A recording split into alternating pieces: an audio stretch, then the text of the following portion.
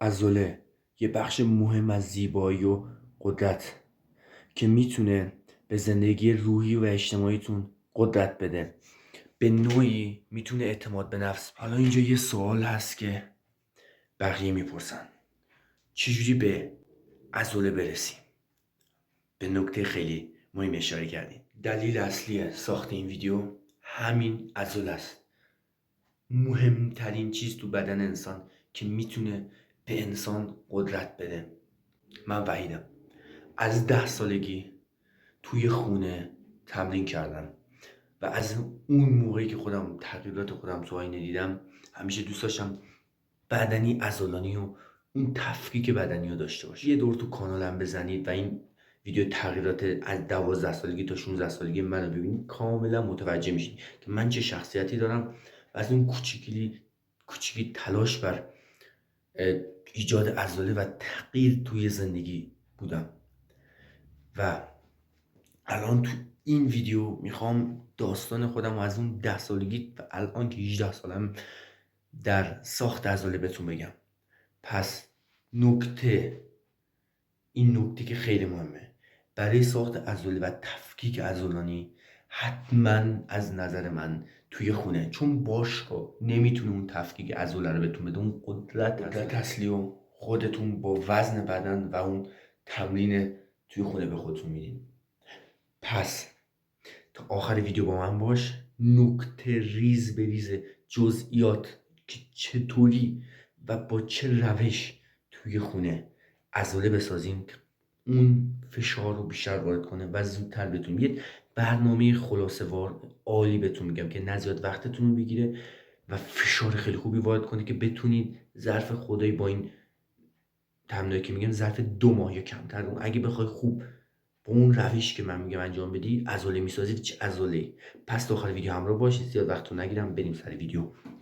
بچه من خلاصه واری از این ویدیو بگم. من تمرینامو پشت سر هم و عکس براتون گذاشتم که هم تمرینات رو به طور کامل توضیح بدم و عکس بدنمو بعد تمرینات بذارم که یه انگیزه بشه.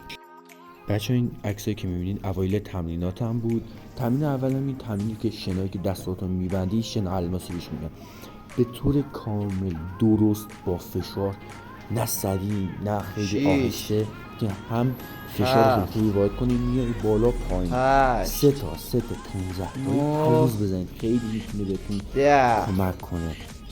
این عکس هم بهتون بگم خیلی عکس، اینم یه عکس خیلی خدایی بدنی مغزه دوست دارم عکس بگم. این تمرینم تمرین برای پشت حساب میشه که میتونه عضلات پشتتون رو درگیر کنه.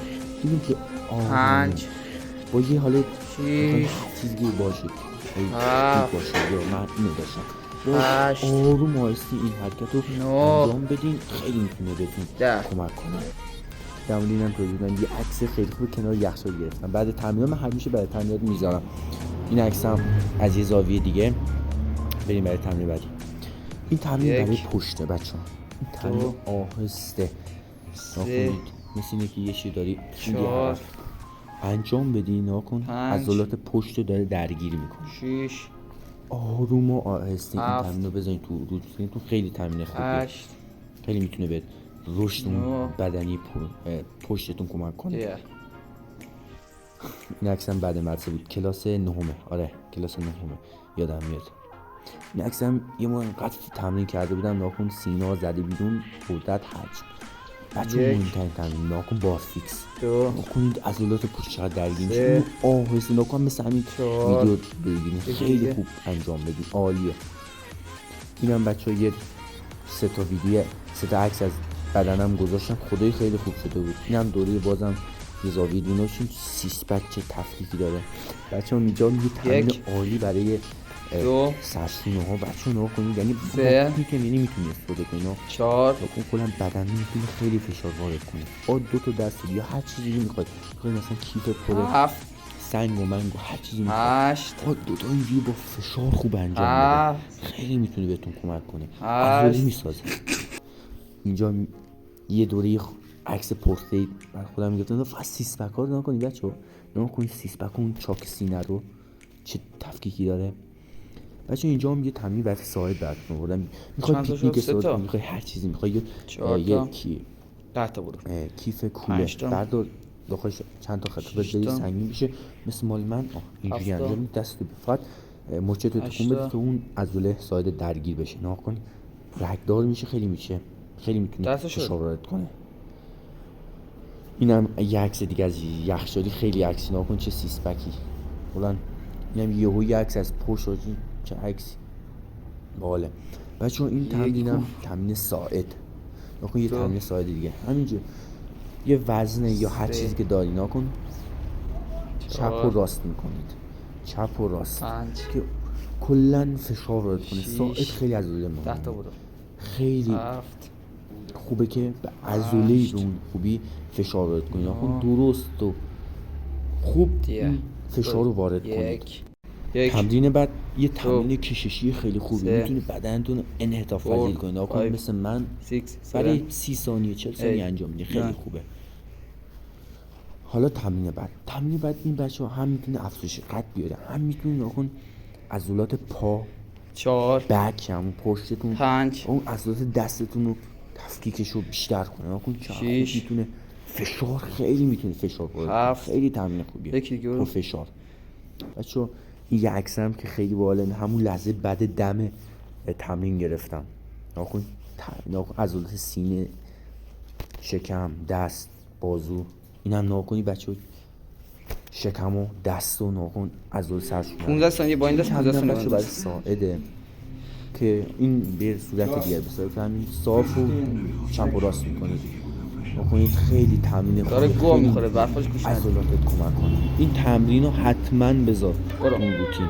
نکنی با 2 تا دستم براتون گرفتم واتو قرم استاپ فشار وارد کن، با قدرت این کار انجام بده. تو میخوای عضله بسازی پس سرسری انجام نده، با قدرت خوب انجام بده. برای این کار اومد اینجا. بچه‌ها نگاه کنید تفکیک عضلاتو، عکسو فقط نگاه کن. نگاه کنید سینه رو نگاه کن عضلاتو چجوری در خونه اینجوری میشه بسازی، میشه داشت. نگاه کن اینم که اصلا بدون هیچ تجهیزاتیه، دستتو با قدرت بالا پایین. نگاه کن عضلات ساعد نگاه کن با خونه چیکار کردم تو خونه. اینم بچه‌ها یه تمرین عالی برای پشت بازو، اینو حتما بزنید. نگاه کن این با فشار آروم آهسته این کار انجام بدین. اینم عکس بچه‌ها یه موقع صبح بود تو بالکن گرفتیم. نه فقط تفکیک عضلات این تمرین آقا شنای پشت دست خیلی تمرین عالیه.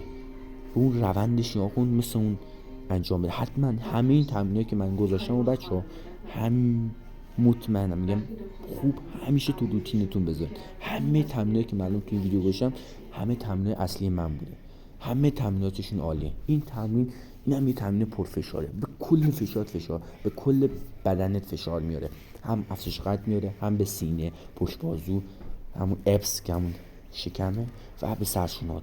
این تمرین رو که 100% بذارید، خیلی تمرین خیلی خوبیه، عالیه.